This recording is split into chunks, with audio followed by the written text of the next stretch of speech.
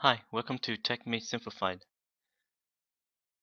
I'm going to bring you a short video on great camera deals on Amazon. Starting off, this great deal is the Canon PowerShot S110. It's being sold for $220. This is a 12.1 megapixel camera.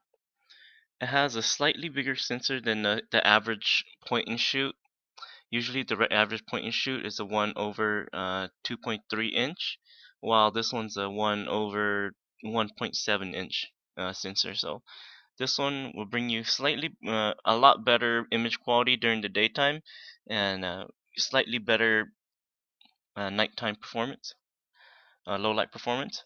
Um, the lens on this camera is pretty special because it has they call it a very fast lens, where the aperture is at 1 point, no, not 1.8, but f 2.0, and that's considered pretty fast. And this helps in low light situations where you would you need to gather more light, and the lens with f 2.0 will give you that kind of power. Next is the camera that I just barely did a review on. It's the Sony NEX 3N. It's really good deal at the time that I bought it, but even now it's still a pretty good deal. It's at $350.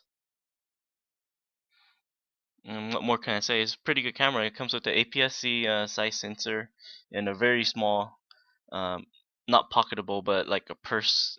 You could put it in a purse or a big pocket. Um, it's pretty compact and it's a really nice camera. So next,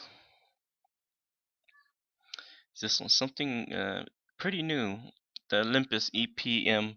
It's also a 16 megapixel camera, but this is not APS-C size sensor that they're using in here.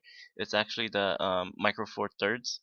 So it's a lot bigger than what the Canon S110 sensor is, and actually this was like the bottom, like one step down from APS-C as in size. So this camera is really small. Might be even be smaller than the Sony NEX 3N. And let's look at some of the pictures. Actually, looks really small. This is sporting its 16 megapixel 1080p video recording. Um, Pretty pocketable, I think. And this one also has more control than the Sony NEX 3N over ISO and everything. It actually has an ISO cap and everything, and it comes with the 14 to 42 millimeter lens. And to put that into the equivalent of a 35 millimeter equivalent, it's actually double. So you put the 14 times 2 and the 42 times 2, so that's 28 through 84 millimeters equivalent of the 35 millimeter standard. So this camera, if you go check out the reviews, it has really good reviews because the sensor inside, the 16 megapixel inside, and the image processing is really good. It's from their flagship Olympus OMD EM5, I think. It's really good camera. It's really good sensor, I should say. Um, yeah, the lens that comes with it is not that great, but this deal actually comes with two lenses, which just I was looking earlier before, and the one that doesn't come with the extra lens is already $390. So you're paying about $40 more, and you're getting that extra lens, that telephoto lens. The telephoto lens is 40 millimeters through 150 millimeters.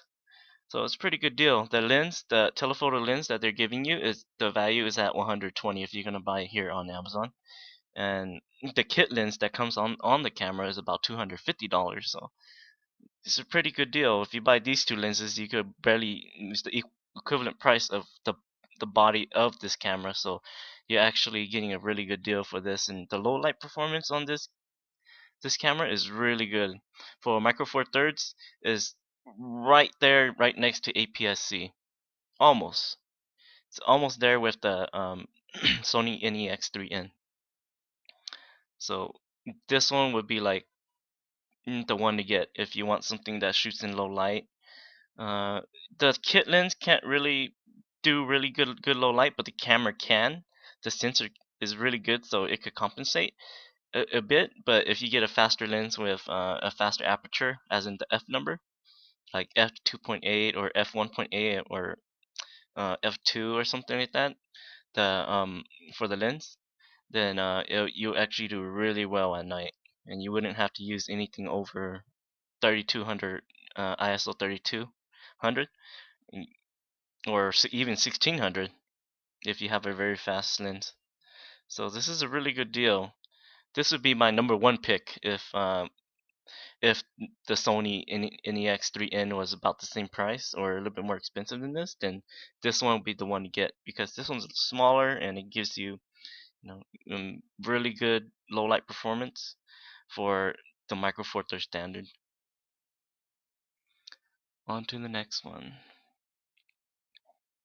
For this last one is a really good deal.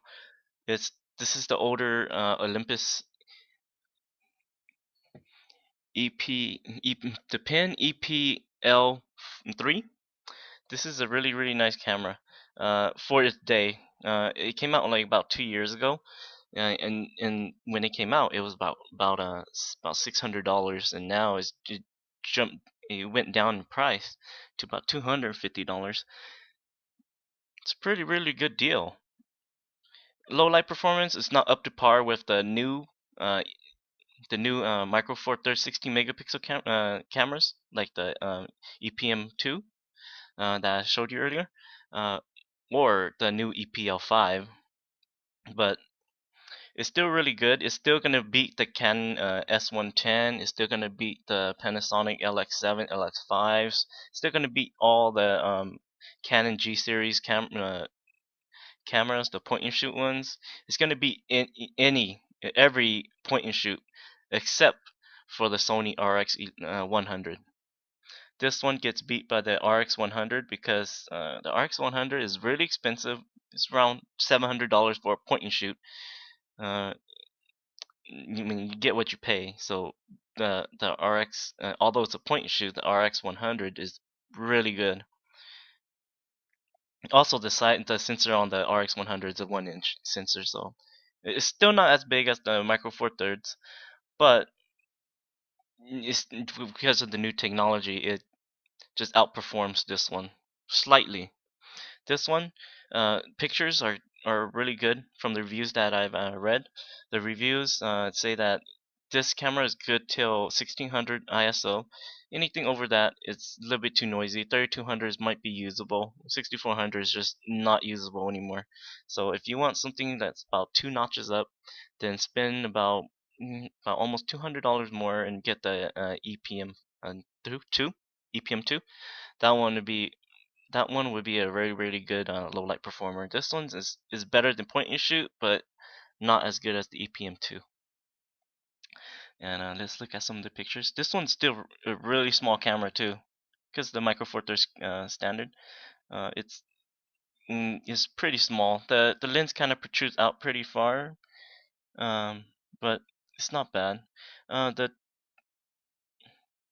screen is a 3-inch screen, 460,000 dots. It's not bad. The new EPL5 has a touch screen. It's not a bad deal. The only downfall of these is that you have to use an accessory port to put the flash on. So the flash is separate. You have to actually clip it onto the accessory port on top of the camera right here. There's also an option for not optical viewfinder, but like a electronic viewfinder, to put on top, to you don't have to use the LCD screen to compose your shots. This one also comes with the 14 to 42 millimeter, and you take that times 2 factor to make the 35 millimeter equivalent. It'll still be the 28 through 84. So that's the focal length of this lens. And this one would be a decent performer too if you get one, like what I said about the EPM5. You get a fast lens, it'll be a really good, pretty good performer. Image quality during the day, this one is really good, way better than S100, S110, way better than the Panasonic any point and shoot, except for the Sony RX100 and 100 and the RX100 too. Those are the best. All right, guys. Thanks for watching. Until next time.